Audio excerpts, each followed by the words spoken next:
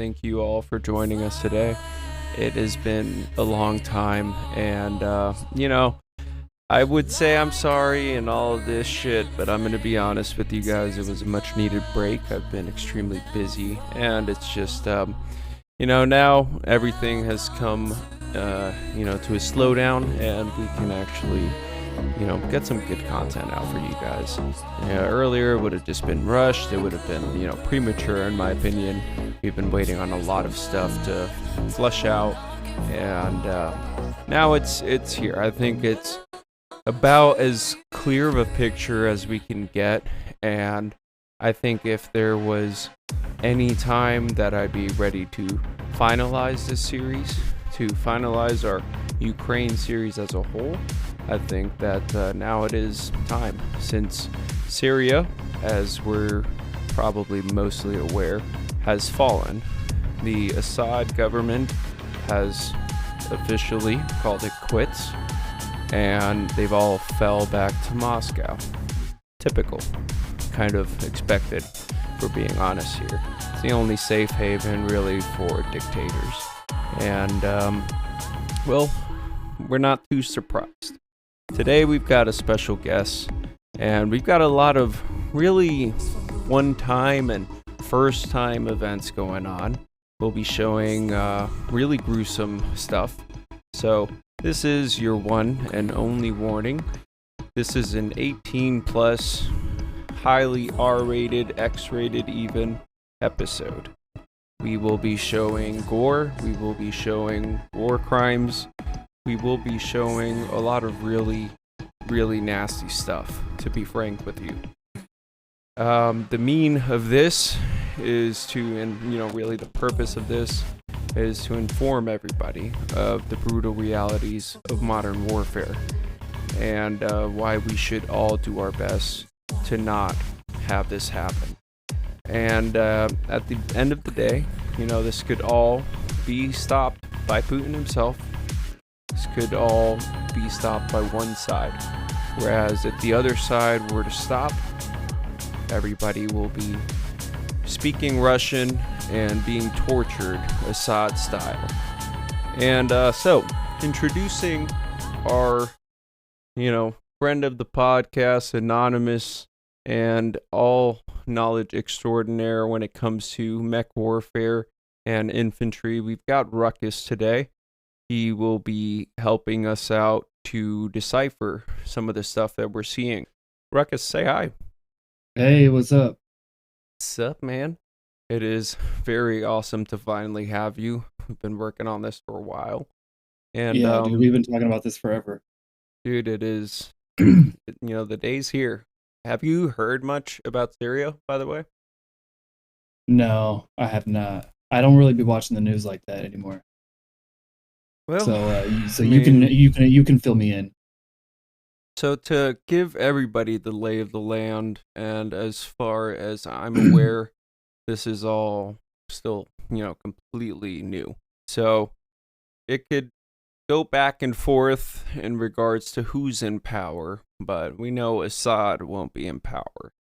As far as I'm aware, a lot of these guys are ex-Al-Qaeda. Let's just be frank.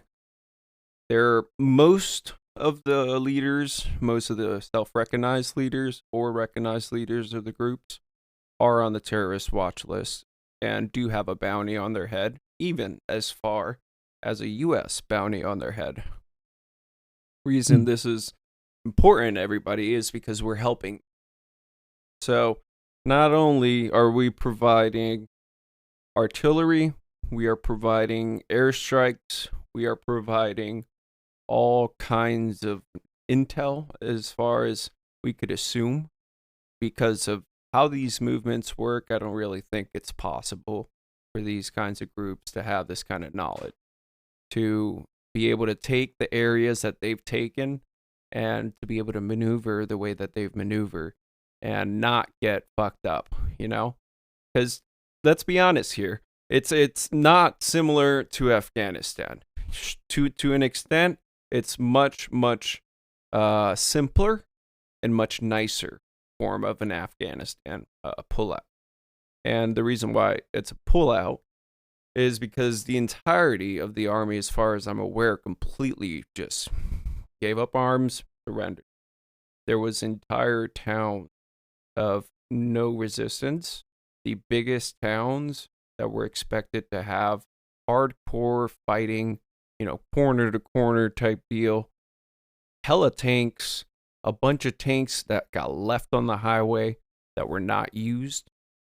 It's just, there was a lot of stuff that fell apart. But the most interesting part is that these guys knew exactly where to pick at out of this vast landscape. You can make a lot of mistakes. And there's a lot of groups that are vying for power as well. There's 3, maybe 4 different groups. So you have to definitely have some diplomacy going on to not end up shooting at the wrong guys and start a whole other war. At the end of the day, everybody recognized that it was better to come together, deal with Assad, and we'll deal with the rest later. And the coolest part of this whole thing is that it has been mostly nonviolent.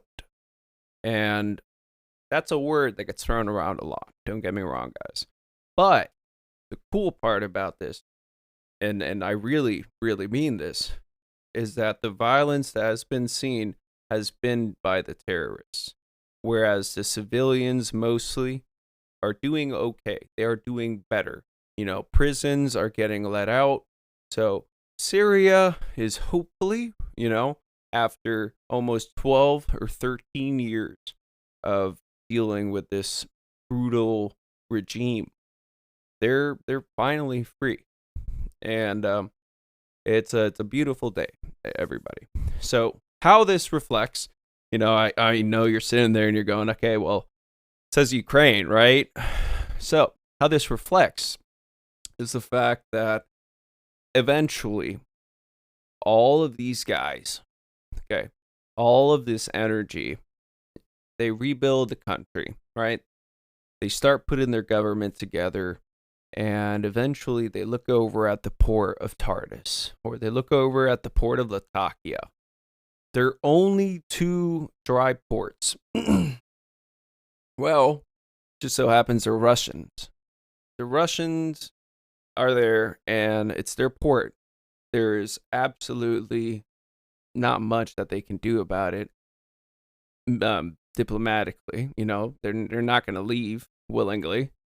And there's a lot of, assumptions being made that maybe since Assad has pulled out, the Russians will do the same, but they really need this port. If this port falls, if Syria for them falls, that is going to be their access to Africa without having to develop an entirely different array of transport and refueling mechanisms, things that the Russians are absolutely not capable of right now. These guys are getting absolutely obliterated in Ukraine. And one of the most, I kind of call this a breakthrough. It's a breakthrough moment in my eyes. Donald Trump the other day even came out and said that the Russians have lost 600,000 people in this war. And it is safe to say that, considering that this is a near peer-to-peer adversary, it is essentially going to be 1-to-1 in terms of casualty ratios. So No way. this is by far the most it's just horrifying. Absolutely, it's there's no way to not put it as being the biggest and most casualty inducing conflict of our times, and if not ever. And this is also, look, I am aware World War II happened. I am aware of the casualty counts in World War II battles. But I want to remind you, the front has not moved in a year and a half. It has not moved more than 5 kilometers in some points. And when I'm telling you 5 kilometers, for us Americans, you're looking at maybe 3 miles, maybe 3.5. Just think about that. All right, from here to your local corner store, that is how far of a push the Russians, with obliterating everything in sight, anything that moves, anything that looks Ukrainian. I'm talking about they have human safaris with their drones. They send drones to hide over houses and wait for movement, and then they just bombard it with 40mm grenades to see what comes out. That's how bored the Russians are. Meanwhile, the Russian ruble is dead. The economy is going to the shitter. Okay? North Korean troops are dying in Kursk. Kursk, ladies and gentlemen, keep that in mind. That is how long it has been since we last spoke. The Ukrainians entered Kursk. Yes, that Kursk, the Battle of Kursk, World War II. So just keep this in mind in terms of when we talk about this 1-to-1 ratio, right? It's a square even matchup. But you also have to keep in mind who is who, right? Ukraine is still Ukraine, Russia is still Russia. Russia inherited the Soviet armor supply depots. They inherited these massive factories, these massive rail lines to be able to move this equipment efficiently. They inherited almost 45 years worth of entrenchment in Europe. That is Poland, Ukraine, Romania, all of these areas, Hungary, Czech Republic. Don't forget, East Germany, baby. So, you have all this power that finally gets shrunken down, right? And at this point, it is almost a pebble of what it was. But keep in mind, this pebble still has intercontinental ballistic missiles and nukes. This little thing can still sting you. So what we're going to be seeing today, ladies and gentlemen, and I really want to get into this because, boy, do we have some footage for you guys. Like I said, we have a first for you today. All right, you're going to get to see and hear the Ukrainians, the Russians fighting. You are going to get to see and hear the crimes for yourself. Those of you on the fence, those of you on a side, I want you to understand that this is not me promoting war. This is not me glorifying war. This is me telling you the reality of our modern day. That it is perilous. That the Russians have absolutely given up and are at 1934 levels, Germany. 1939 levels for Japan. We are looking at December 5th, 1940. We are looking at just days, weeks, if not the next major movement in this war. And the last time I said this, keep in mind, before our big break, we were talking about the movements that were happening along the border on the Ukrainian side for once. Keep in mind, they've been fighting back for the past 2 years coming out of Kiev after getting pushed all the way back, after having the Battle of Hostomel, after having all of these battles, Kherson, Kharkiv, Busha, having all of these towns fall leading to Kiev, only to be pushed back all the way back to where they were in 2014. Keep in mind that this is a wholly different army than what anybody thought 6 months ago. This is an emboldened, well-trained, cohesive unit. And you will see that. You will be able to see the differences here in what would be the Western doctrine versus the Soviet doctrine.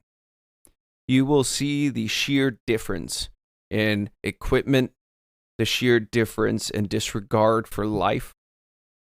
And you're also going to see how cool it is to have integrated fires. How cool it is to have all of these integrated maneuvering combat assets, including artillery, helicopters, and you're going to get to see something that we haven't seen probably in, I think almost 50 years. Trench warfare is back, ladies and gentlemen. Hasn't gone anywhere. And on top of that, the most horrifying aspect of all of this is going to be drones. And that is probably the most grueling aspect of this, because, and when the Ukrainians give it to Russians, it's not pretty. All right, they're not fucking around. Okay, they want the Russians off of their land, and they're making it pretty damn clear. So, Ruckus, before we get started, do you have any questions? No, sir. And I got some good stuff for you. So, ladies and gentlemen, you all probably know what a cluster strike. Some of you that don't, a cluster strike is essentially a cute little missile that falls out of the air and it opens midair, leaving a bunch of cuter and smaller missiles to come out of it and pepper the entirety of a football field, essentially. And, well, it just so happened that the Ukrainians got permission from the U.S. a couple of weeks ago. Biden finally got sick of Putin bombing all of these fucking children's hospitals and, bombing civilians' apartments and shit. And finally was like, you know what? I want you to put these bombers out of commission. Let's do something about this. So they strike this airfield, and this poor worker, as you can see, he's got his worker's cap. He's got his fucking nasal spray, dude. He's got his Zyn pack, bro. He's, ready for his 5 o'clock clock in, dog, at the end of the airfield. Like, let's just fucking do this shit. And, well, see for yourself. Пизда нахуй.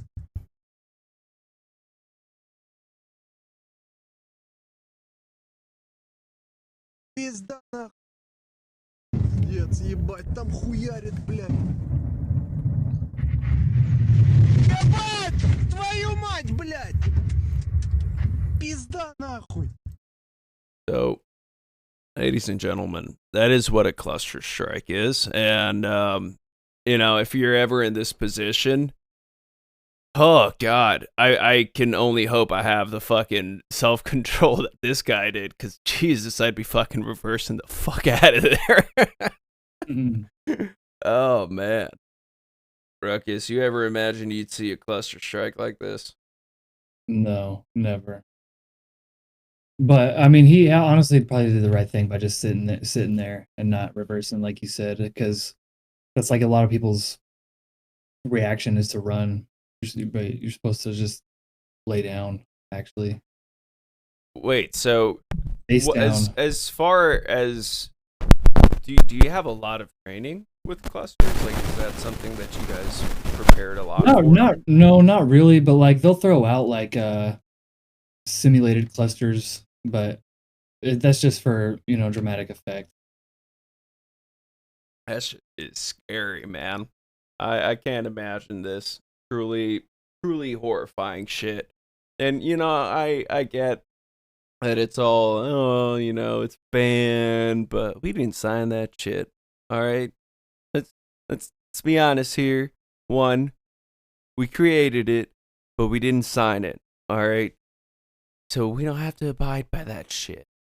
Second of all, Russia, just get the fuck out, okay? You won't. It's like the fucking Germans when they complained about the fucking shotgun in World War I, the trench shotgun. They were bitching about it, bitching a storm. Oh, Geneva Conventions, motherfucker. No, all right, just get the fuck out. Shut the fuck up. It's war. All right, too fucking bad. Anyhow, we are now going to see what a fun little attack looks like to be dealt on by the Ukrainians to the Russians. And as far as I'm aware, This is one of the more tame ones. Oh, I'll let you be.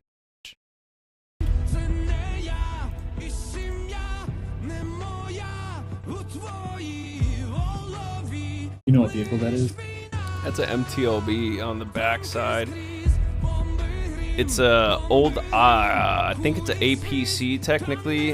That tank is a T70 series. I'd imagine.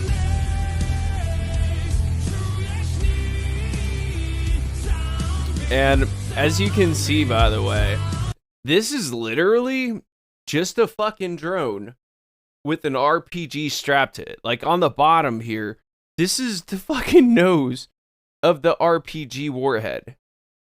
So all this guy's got to do, and I say this, facetiously, because this fucking guy is an absolute fucking G, okay? And this shit is nuts.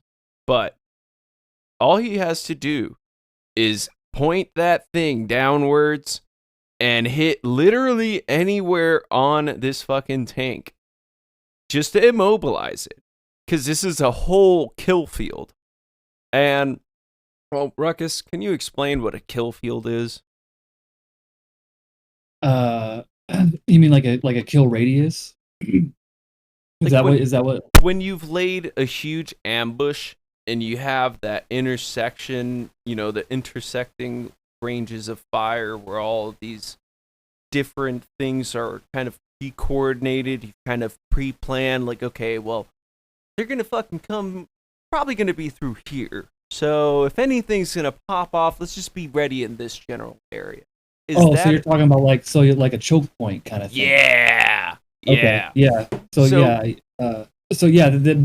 what a choke point is. You just explained it dead on. But, so yeah. Pretty much, dude, they get this fucking thing down, they stop one of these fucking guys, and it's game over for this whole thing.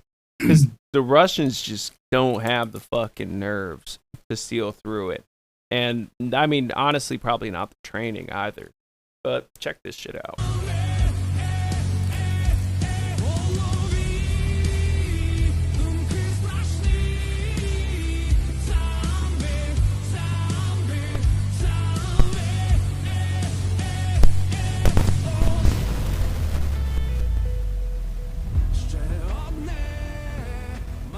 No way. Another one.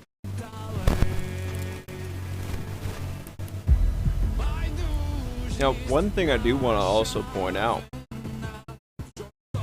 a lot of the reasons, mostly, that this gets blurry and cuts out at the end is because there's a lot of electronic warfare at play. The Russians have a decent sense to protect their vehicles, although it fails a lot, and it can be kind of, I would say, finicky. If it gets hit or something natural happens, even in some cases I've seen reported, like they hit a bump and the antenna falls, or it just gets bumped over a certain degree, it turned off or something like that. These things can lead to potential loss of life. So it's a pretty big thing to have your whole attack riding on. And at the end of the day, my $92 drone with an RPG warhead, by the way, that I have like 15,000 of just kind of hanging out back there in the barn, it just goes through all this shit like mincemeat. What's the point? So this shit's kind of terrifying. Either the Russians have completely bungled their electronic warfare setup, or the Ukrainians just have their number, man, or this shit just doesn't work, period, which is honestly a more terrifying thing to think of. And you know what's crazy, too, is I've heard, I don't know how true it is, it's obviously probably not that true, but I used to hear all the time that Russians had, the type of technology where if, like, they had sensors on their tanks, right? And if those sensors detected our laser rangefinders, then it would automatically move the barrel into the direction of that laser. I mean, that I don't think that's probably something they've deployed. Maybe on the T-14. Somebody could fact check me on that. Maybe that's on their newest of the newest tank, but it will never actually be fielded. So Yeah. And Dude, have you ever seen the video of the Russians during like a training exercise, and they did like an airborne exercise with a Bradley? They put parachutes on the Bradley, and then once it hits the ground, all these Russian soldiers dismount from the back of it. What? It's the silliest thing you'll ever see in your life, dude. I swear to God, look it up. We can look it up right now and show it right now if you want, but it's so funny, dude. Bro. All right, everybody, do your homework. There you go. All right. I want to continue mostly because I want to get to this next video. I want to get into the tank on tank battles. It has been something that a lot of people had said wouldn't happen or is very, very rare to happen. And everybody kind of expected when it came to Ukraine that due to the space constraint, it would be very easy, actually, for you to get in a tank on tank battle. And in some cases, it would be beneficial for Western tanks because they've been made for this purpose. They've been made to hold back, in Germany, and they've been made to snipe in France and Italy and all of these very open and spacious type countries with vast, kind of similar to steppes. So it's kind of very similar to how that would contrast, because steppes are also very large swaths of land and typically very large swaths of fields. So as you'll see in a lot of these will kind of become monotonous because of the fact that there's a lot of fields and they do end up looking very similar. But I do want you to keep in mind the color changes. You'll be able to notice a lot of the contact because of the charred positions in these videos. So even in this video itself, you can see 3 different char points on this far right side, on this top left side, which is probably a mine, and you can kind of see where the action is taking place. So, and I just keep this in mind for later on in the video. It'll be kind of funny if you were to realize this, because the Russians didn't. Anyhow, we'll continue.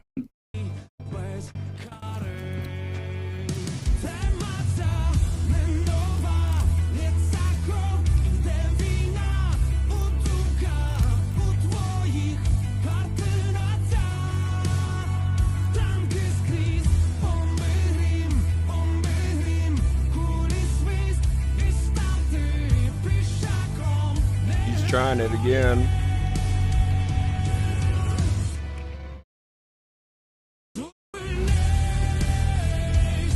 Oh, they made it.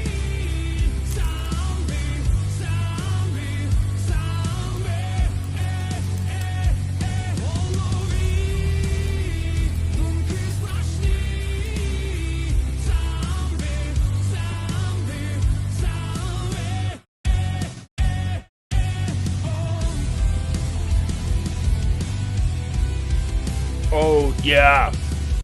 Dude, are you seeing this? Yeah, dude, it's crazy how the drone can handle the recoil like that too. I totally forgot this was that video. I thought this was its own video. Yeah, I was going to show you about that. I didn't even want to bring it up because I got another one, but yeah, that's a whole thing now, dude. So for those that were not able to watch, for those listening, we just watched a compilation of a lot of drones doing their work, and specifically, it's a unit called the Wild Hornets, and these guys are absolutely insane in how they run their operations. They are incredibly effective at stopping these convoys, and it is, absolutely one of the reasons that the Ukrainians are able to hold on how they are. And Ruckus, do you have any other breakdown of the things you just saw for the blood couldn't see? No, but so earlier you said that there was an RPG mounted on the drone. Yeah. How in the world do those things handle the recoil though? That's what I want to know. I mean, to be fair, it's not the RPG, it's just the warhead. Okay. Yeah, all that you're doing is you hit that pin on that vehicle, dude. I mean, it's like if you were to grab the warhead and tap it on the floor, you know? Okay. Yeah, they were pretty accurate with it too. Oh yeah, dude, it's gonna get a lot more accurate, man. I got some stuff for you. All right. Oh, this is a good ambush video here for you. Bunch of amateur dumbasses and got moved down a couple of Ukrainians. Oh, by a couple of Ukrainians who will now spend the rest of their life arguing who got 6 and who got 7. This is apparently one of the sickest ambushes to date caught on drone video. There's a group of about 30 Russians going down a road in line. They didn't even clear that at all. No, they're hauling ass, dude. These guys just got bombed or something, or just hauled ass. And you can just see the trench system here. The Ukrainians are in here. There's 1, 2, 3. And yeah, everybody's dead. 5 seconds max. Everybody's dead. Damn. Flawless execution. So this is what I mean by having a lot of combined arms going on to be able to kind of help out the guys on the ground be more aware of what's going on, because this could have easily been, oh shit, we just got rolled up by 30 fucking Russians that just walked down the street. If these guys were any better trained, it could have been any different of a situation. So it's definitely really, really helpful to have these things on. And look at that dude trying to crawl away. Oh, there's a couple dudes trying to crawl away. There's a few. They'll play dead. It's wild. It is absolutely wild. They'll just play fucking dead. Yeah. So at that point, the Ukrainians should have got up and then just walked through and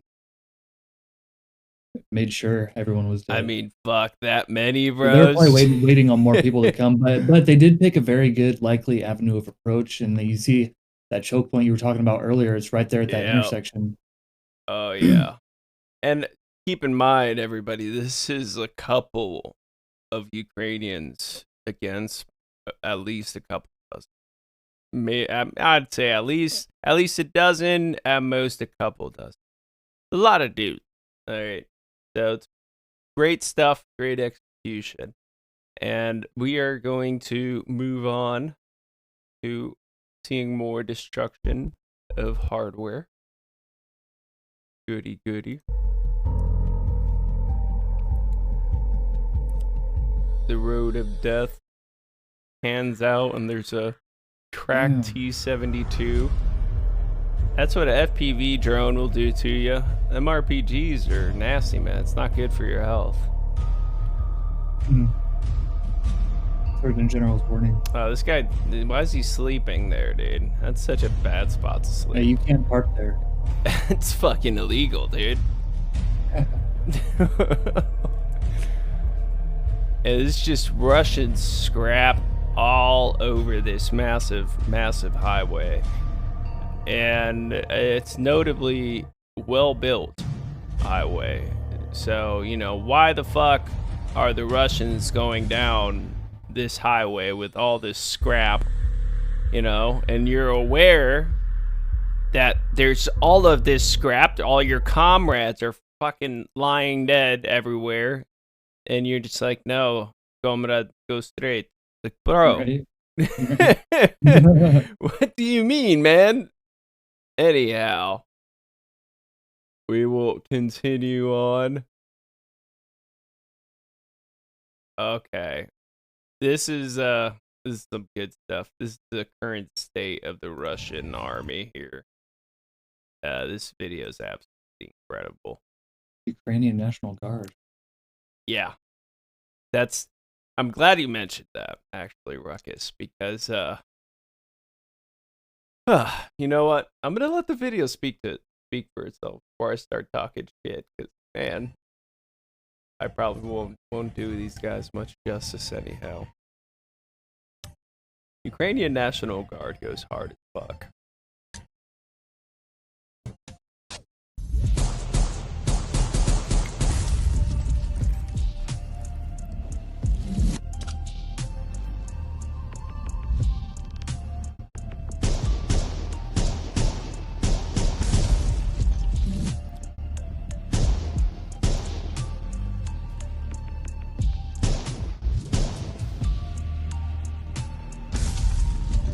This guy's nasty with it, bro.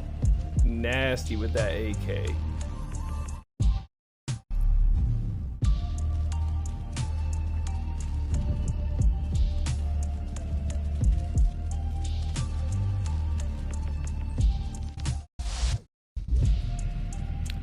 Now we are back to good old trench warfare.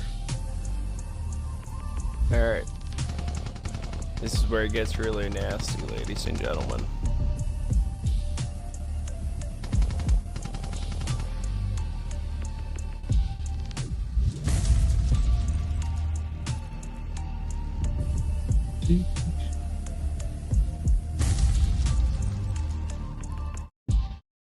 That was dope. This is essentially a grenade you can deliver over however far you can look. Pinpoint accuracy and at no worries or possible risk or damage to the person or operator. It is horrifying. And in all honesty, absolutely fucking horrifying. And these, I'm gonna show you some drones that are gonna absolutely defy whatever idea you have of drone usage. It is unreal. They can handle payloads of 60 pounds. No way. They can handle 81 millimeter mortars, bro. Wow. I have seen some of them carry 6 120 mil mortars. I'm going to be showing you that one here soon. But this is the reality of modern warfare, ladies and gentlemen. This is really the crux of the conversation today.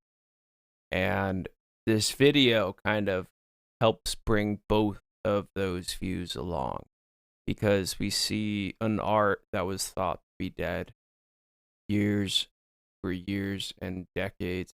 Shit, it's came back. And then you have another mode in medium that has came out of nowhere and has proliferated to such an extent that everybody has them, anybody can get them, and there is not much of a response for it. And at the end of the day, that is something that every army, every person on Earth has to contend with, because this can go to anybody's hands.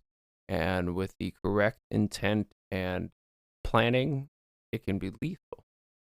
So, in regards to this, we are going to be panning to some of the ways to be able to defend against what drone warfare is kind of evolving into, so to speak.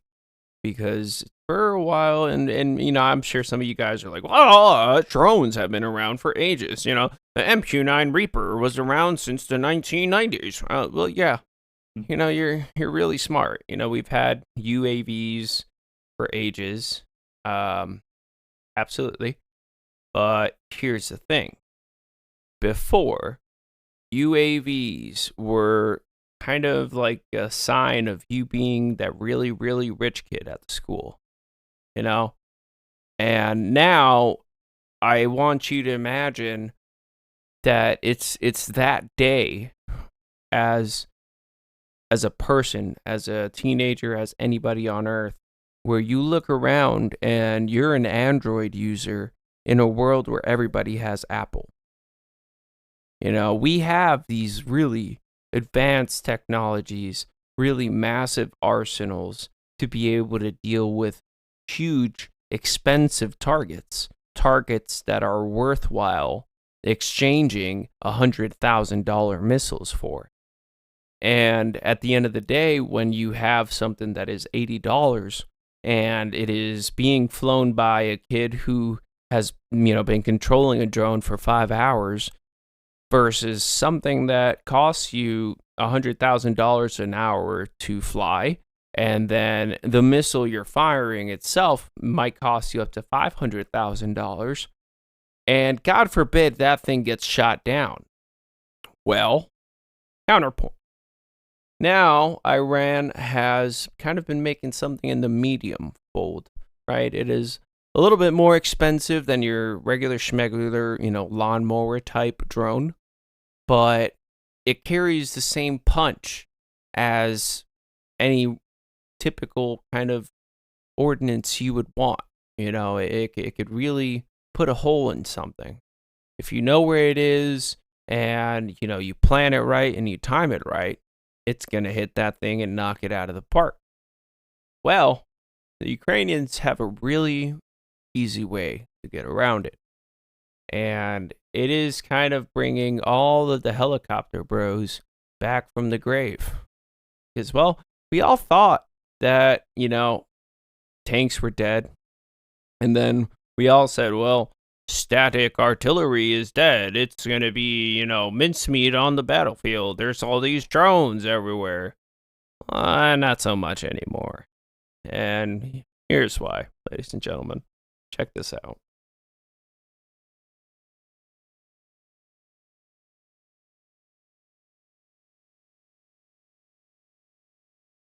So here in this video, you've got a Ukrainian Mi-8 pulling up to a Iranian Shahed drone.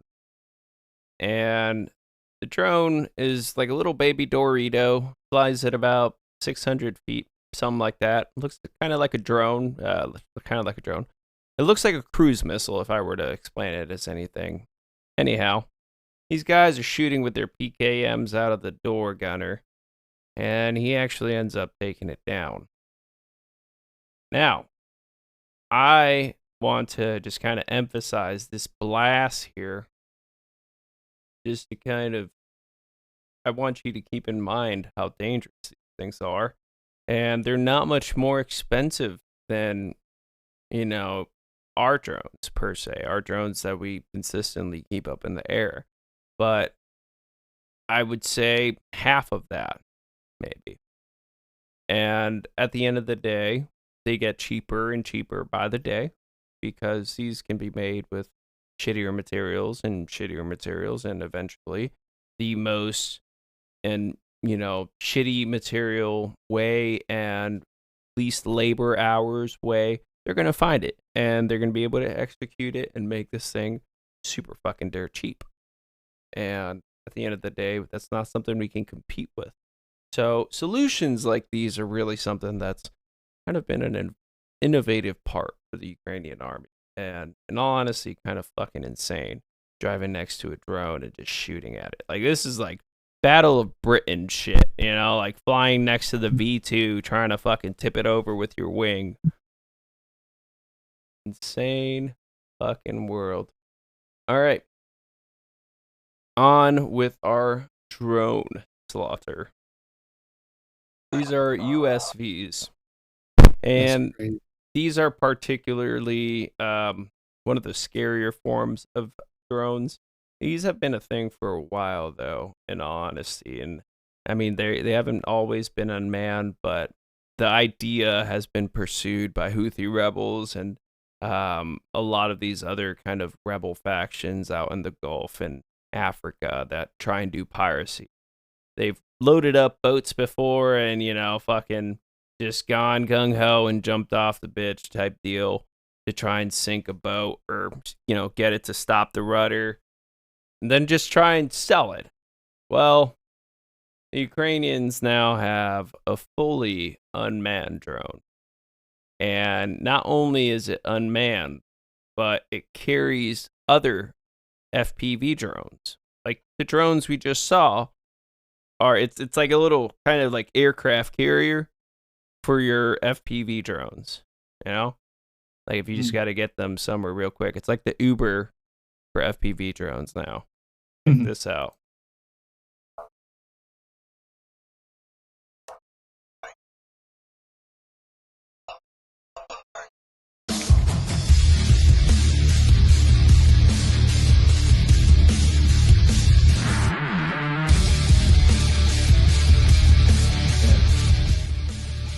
Damn.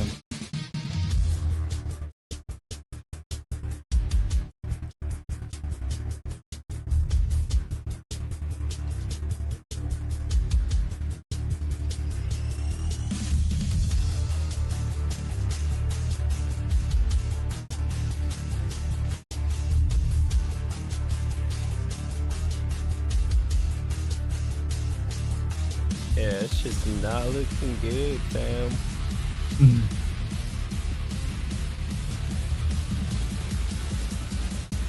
I don't think they're gonna be able to repair that, bro. There's water right there. To put it out. Jesus. Okay, that's it. Yeah, it's a catastrophic explosion. That shit's gone.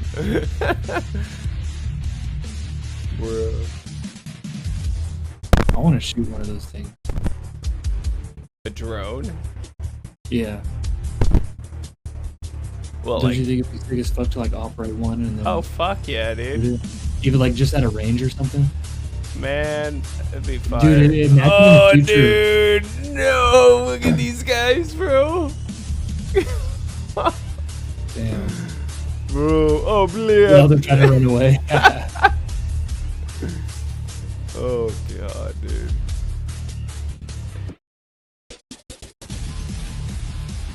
Yep, denying Russians oil.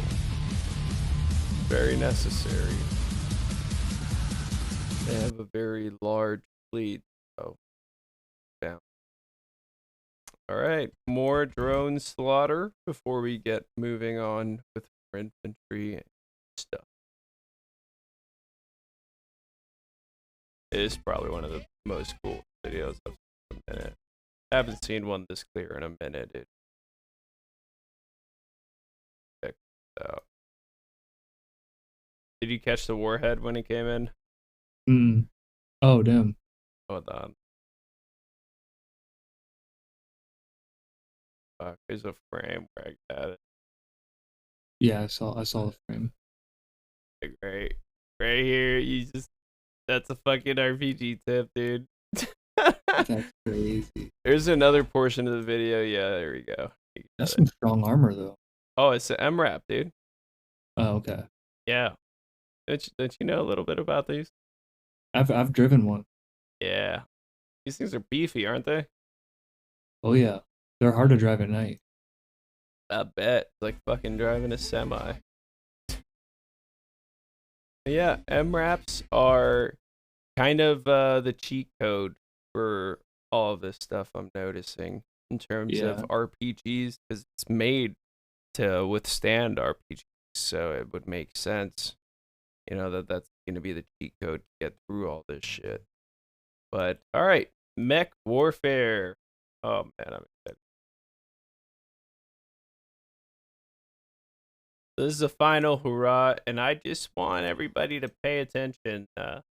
I want you guys to really pay attention to this. Okay? This isn't your typical regular schmegular Russian suicide charge, okay? This is special. Truly, truly special. And it's mostly because there's about a group of 7 Russians in the back of a pickup truck. And they're going through a known minefield, by the way. All right. I don't know if you guys noticed, on the way here, they pass a few corpses. All right, and there's not good signs the further you get down the field. Oh yeah, I guys. see him though.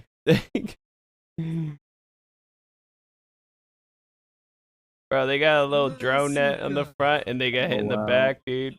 Done for. Could you imagine that, dude? Like, just you see the drone a coming done in from the deal. back, wait for it. It's like a little Damn. boomerang, dude. Yeah. Direct contact. At least half of those guys are dead. Fucking nutty. So, drone warfare is pretty horrifying, but the reason why Absolutely. we're talking about this, ladies and gentlemen, is because there are solutions being made, and very cool solutions. All right. Just so happens that I'm in the know of a few companies that are working on some stuff, and I don't want to plug them because it's kind of just general knowledge. If you're interested in this shit, you can go and find it, but I don't really want to be one to start talking about companies and, giving them free money. Fuck all that.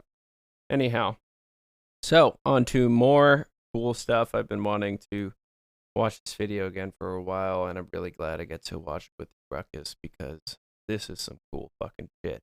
A special ops unit of the Ukrainians found a bunch of Russians that were using this apartment-like housing to basically be their little headquarters.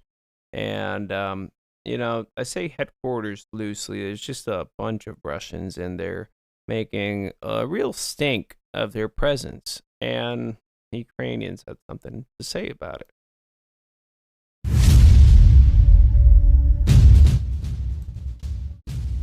They pull up with an MRAP and just fucking start torching everything, dude.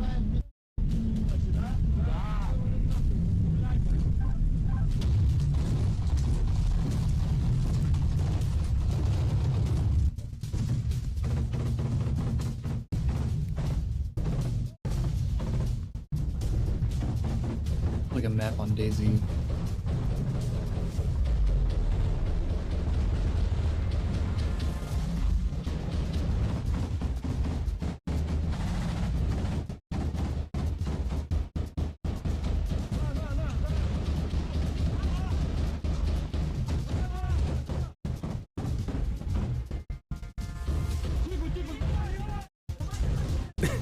Dude's like, let's get the fuck out of here, man.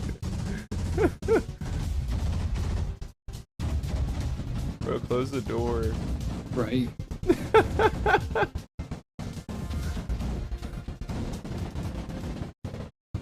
Oh! Oh, I did not notice that. Oh, shit. Those are anti-tank mines. And they've got a Oh. grenade on the pin. These are T-62M mines. These big fucking rubber plate mines that the Soviets used to make millions of. Huh. I want to say that's a grenade pin, but it looks different. I don't know. I don't think that is. There's a lot of explosives, is basically what they just dropped into the basement of this building, alright?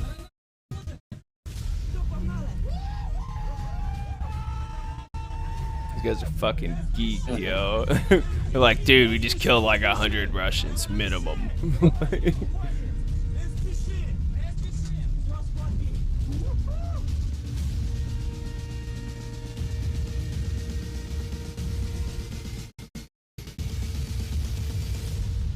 Nice. Sheesh. Yeah. So, That was badass. this is another kind of like segue into a part of the conversation I want to touch on, guys. This war is brutal. It is gruesome, but like we've touched on many, many, many times, when it comes to somebody defending their home, they're going to do really, really drastic things, and typically things outside of their character. And this would include, just razing your land, burn it all, scorch fucking earth. at the end of the day, it's better they have nothing than have something. So we're going to continue, ladies and gentlemen. And the reason for the season is I want to show you guys this intercontinental missile. But first, I got a few more videos of Russian columns getting obliterated because I just have to show you guys this shit. It is just too good to pass up on. Let's be honest here.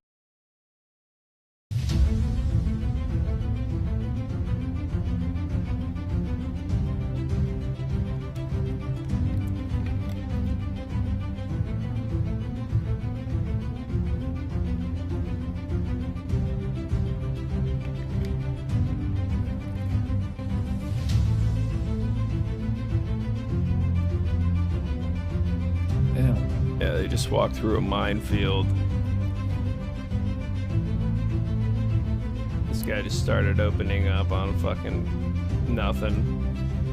Gets clapped by a drone coming behind him. Oh man, that's a bad day. Oh. Whoa, what the hell? What was that? Hold on. I gotta see that again.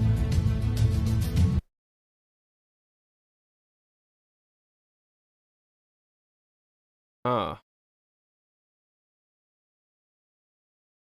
That's any projectiles.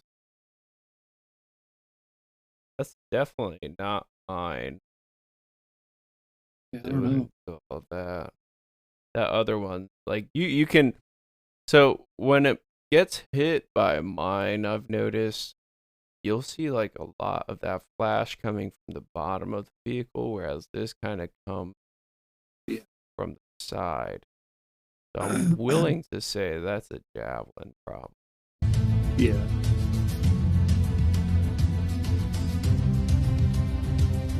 Oh man. This guy's just Mad Maxing it, bro. Into another mine. Yeah. By the way, every time one of those things pops, there's like 9 Russians in it. Yeah. Like they carry such an insane amount of troops inside, on top, everywhere they possibly can. It is unreal.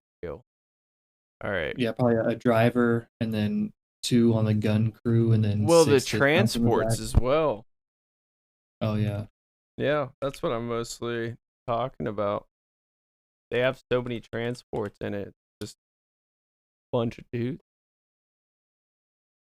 All right, this might be it.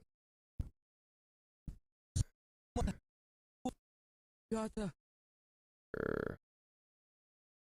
I wish I had this one on hand, but I unfortunately do not, because it has been so long. Here we go. All right, ladies and gentlemen, this is an IRBM strike, and this is an intermediate range ballistic missile. Now, earlier we had a question about what is a MIRV. And a MIRV is a multiple re-entry vehicle.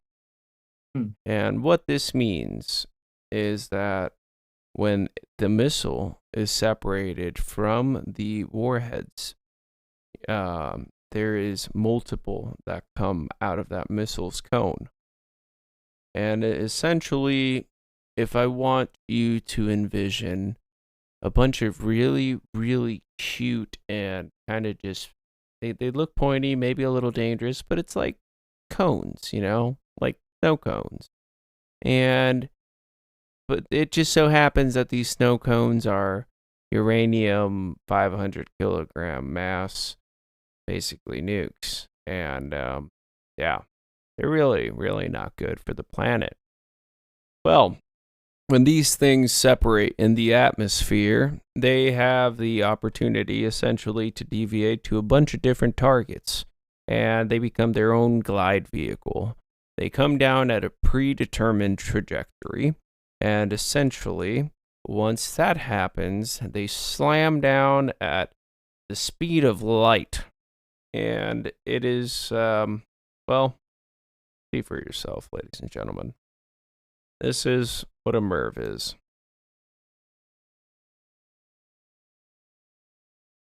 Wow.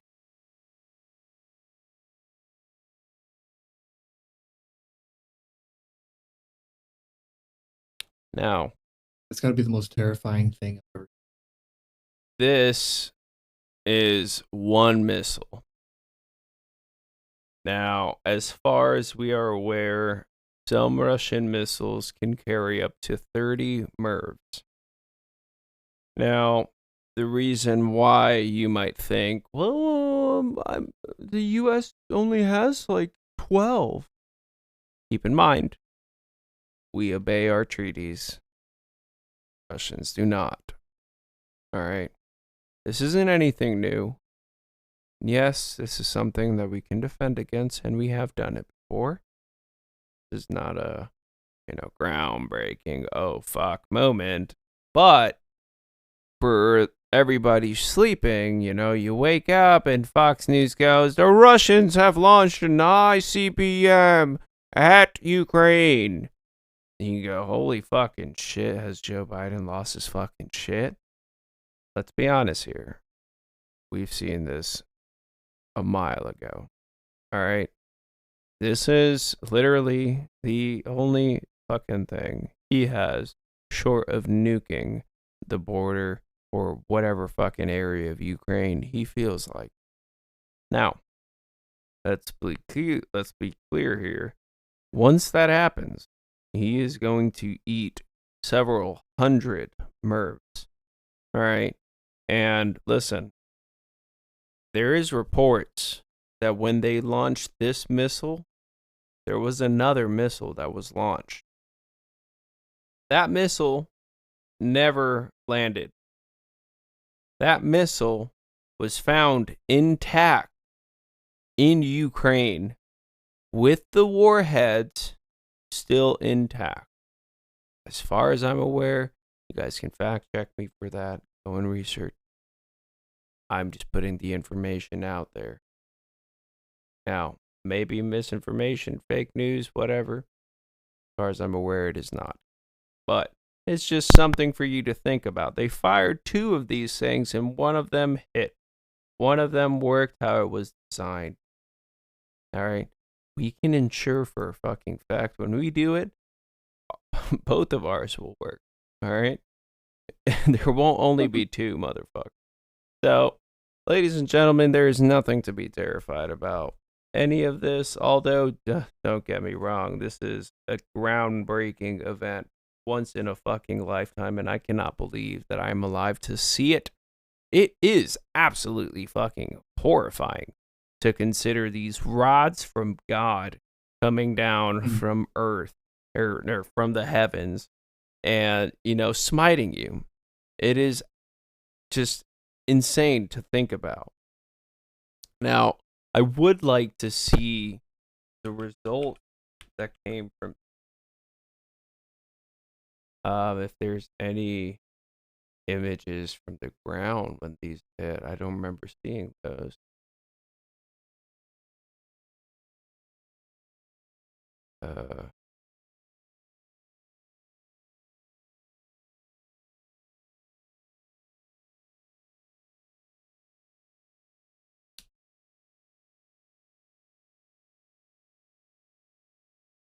There we go. Nope. Oh, whatever. But yeah, that is a MERV, ladies and gentlemen, and that is probably and hopefully the first and last time that we'll see. So, as we close up, ladies and gentlemen, I want you guys to notice a few stark differences in just kind of things when it comes to this war, all right, and just kind of how the stark contrast of 2014 to 2024 has come here, 1,000+ days into the war. And I want to show you guys a clip from 2014 when there was fighting in Kiev and all of these police came out with their fucking full gears and their trucks and their pepper spray and their guns, and they were shooting at protesters and trying to kill people. I want you guys to check this out. And then I'm going to show you our final video for the night.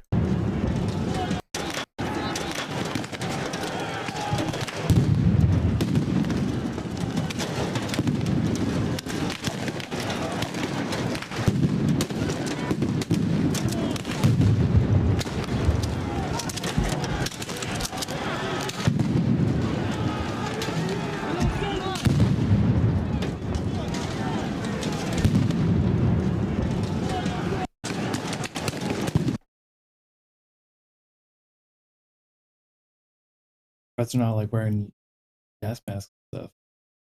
Yeah, this was early days in the first, or actually, I wouldn't say first, because the first actual revolution was the Orange Revolution in 2004.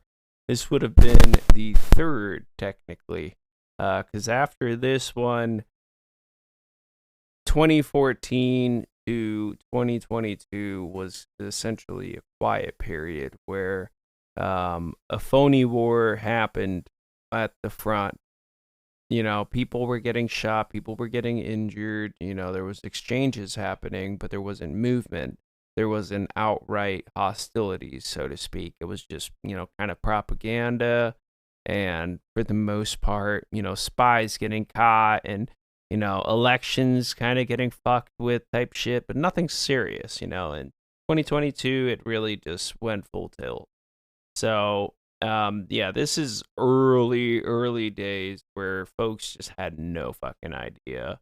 And, it's just kind of really incredible that we've gotten to the point now where the last thing, the last step on the ladder, the last step on the ladder of escalation, I guess, is a nuclear strike. And I to an extent it is being a little exaggerated to say that. And at the end of the day, sure, you have folks like Poland that could join the war. You have things that are popping off in Romania. You have Syria. All of these things that continue to erode the world's confidence in Russia and eventually help Ukraine and its allies isolate the problem. And eventually, the Russians should, if history is any good, storyteller, they'll rise up and they'll take care of it. So I think that as we're going into this, I want everybody to just keep in mind that all of these lies that you'll about this being the red line and that being the red line, I want you to consider that maybe it's a possibility there are no red lines. And maybe it's a possibility that they've been fucking with you so you don't help the people that need help. And at the end of the day, that is your choice to make. But us here at Chug Life Podcast, we support Ukraine. Anyhow, I'm going to show you some really fun shit. So, this is called the alligator. The alligator is, I believe, a 14.5 millimeter caliber sniper. Thing's fucking nasty. Just want you to keep in mind as we go through the next couple of videos, just a difference in everything, really, from 2014, just from the 5 seconds. I know I'm asking you to make a good amount of assumptions from that 10 seconds of video, but just think about it.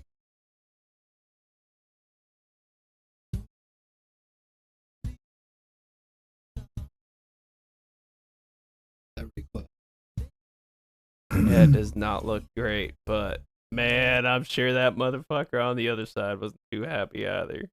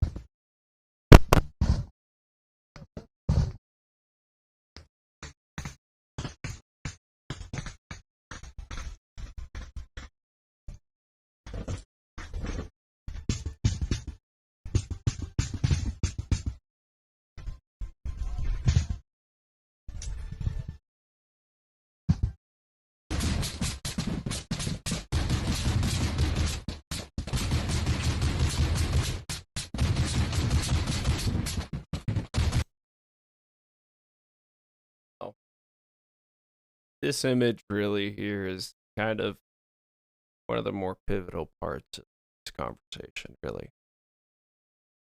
This guy is fully kitted out.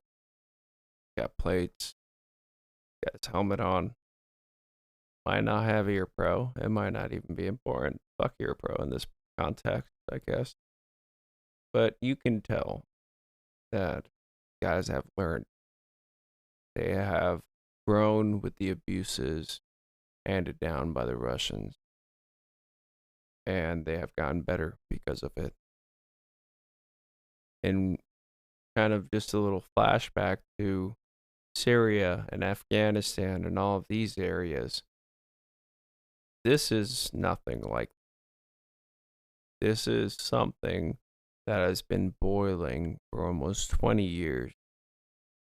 And we have the unique ability to have a definitive input in how this ends.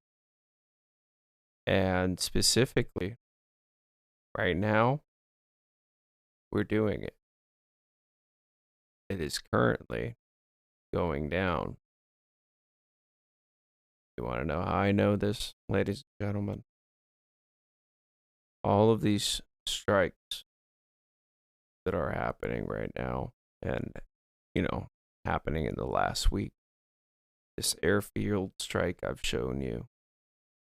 All of these different movements and releases of weapons and more long-range assistance from the U.S. is all a very, very pointed telltale sign for a push through the winter. Something that nobody can fucking think is reasonable, is even feasible, is even possible. It is truly, honestly, borderline idiotic to attempt. But I have a feeling. And these strikes, I feel, are laying the groundwork for certain assets to not be able to be used. And it opens up a huge void for certain units and certain commanders that are lacking already to be lacking so much more. And then suddenly, holy shit, the Ukrainians have airdropped into Crimea. Just hear me out. All right? Just hear me out. But that is a conversation for another time, ladies and gentlemen. Ruckus, thank you for hanging out with us today, man. I hope that you have enjoyed it and honor, learned man. something. Yeah, I'd never heard of a MIRV before. You tell me something new. Well, man, you have been, awakened to the horrors of modern warfare. Has your thoughts changed on what used to be warfare versus what is? Do you believe it's changed? Oh, it's absolutely changed, and I grew up during global war on terror, and that's a completely different world that doesn't exist anymore. But it was a vibe back then. And it is, and it's just completely different because the more I think about it, man, you have like BBIEDs were the big thing back in the day, Right? Yeah, yeah, for and sure. roadside IEDs ended up becoming the thing once they figured out how to connect all of these different systems, how to be able to And use they them. found out the angel wire. You heard of the angel wire? No, It's like super thin metal wire, but it's like as thin as a strand of hair, so you can't really see it in the ground, and you could damn. just easily cover it in grass, and all you got to do is step on it to complete the circuit or whatever. Boom. But that's absolutely fucking horrifying. But Yeah. gotta move on before I stick on that too hard. Jesus Christ. Like back in the day when we're thinking about some of the most horrifying aspects of war, it was mostly mine. You know, um, Yeah. you had bouncing betties, you had toe poppers, all of these very, very debilitating mines, but they wouldn't flat out kill you, to an extent they'll make you wish you were dead. And it really just depends how lucky you were, sure. But nowadays, you're kind of looking at maybe eating a whole RPG up your ass, quite literally, you know? And Right. I don't think anybody can survive that. So when we're trying to kind of wrap our heads around the change and what we now know as modern warfare, it's really terrifying to consider that these drones are only getting better. The operators are only getting better. And to an extent, I do believe here's my piece on this before we go. I do believe that drones have a ceiling. All right. I think that there's only a certain way that they can be used and that there's only a certain battlefield that they can be used. I think that per se, if we were to go at it tomorrow with Russia and they, were fully flushed out, fully fresh everything, they also knew how to fuck with drones pretty much. They had all this shit down packed that they do right now. We'd wipe the fucking floor with them. All right. Don't get me wrong. 20 years ago, we wiped the fucking floor with them. 30 years ago. You take it back however fucking long, USA over Russia any day. All right. And I think that there's a certain ceiling specifically with drone warfare, and especially this type of drone warfare. FPV drones, I think that there's a specific usage for them. And if there was anybody that were, to come up against the USA with this, it would be my belief that we would absolutely destroy them. Now, technology now is getting to such a point that it'll be, you won't need kinetic weapons to damage these. You'll have lasers, you'll have pulse weapons, EW, signal frequencies where you hijack the son of a bitch and fucking drive it back up the operator's ass. Shit like that, where it's going to be a lot easier. And you're not literally, sitting on a quad gun shooting at a bunch of drones like they did in World War II with planes. That's not going to be a thing. But is it, you know, is it going to be a problem for years to come? Absolutely, guys. Absolutely. But yeah, I think that, to finish this off, everybody, this is by far the costliest war that the West will know probably for decades. And I think that we are a few steps and a mistake away from having boots on the ground. I think we have been for a few months.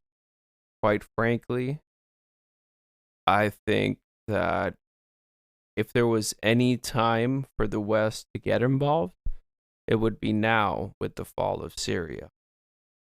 Now that Turkey has absolutely nothing to fucking bother with. Turkey's full attention can be focused on one thing, and that is fucking Russia.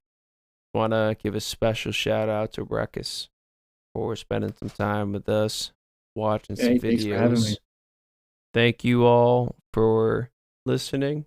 Make sure to hit that follow button. Make sure that you guys keep drinking water and don't commit crimes in front of cops. Yeah, not in front of cops. Definitely And not. happy not- holidays.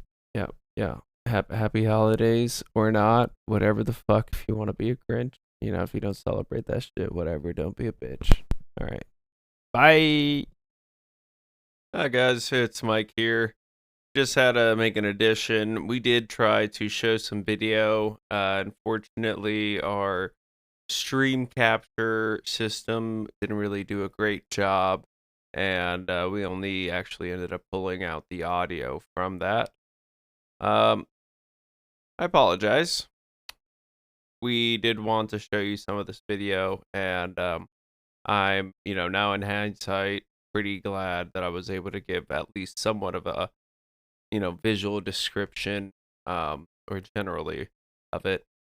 So thank you guys for checking it out. Thank you guys for listening, and maybe in the future we'll do a stream on some web somewhere, maybe even through our own server itself, and show you guys some stuff if you're ever so interested.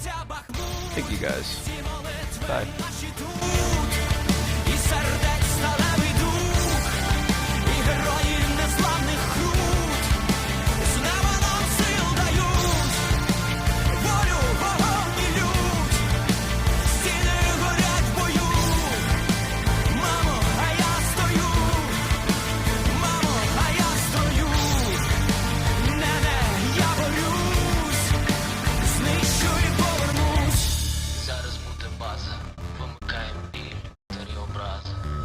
Ось моє плече, я поруч, браза.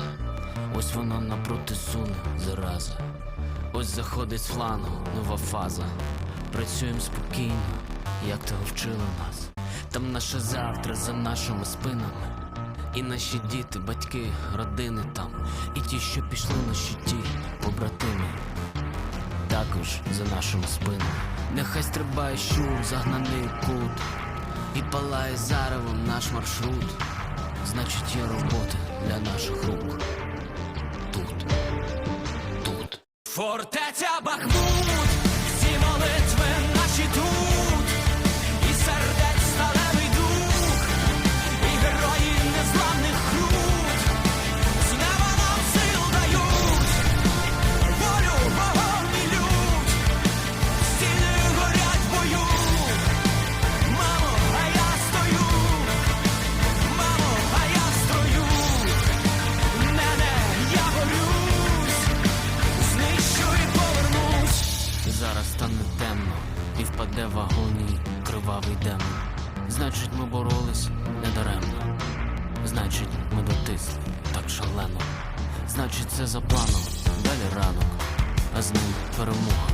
Наостанок скажу лиш одне: боятись не гріх. Гріх зрадити своїх. Фортеця Бахмут, всі молитви наші тут. І сердець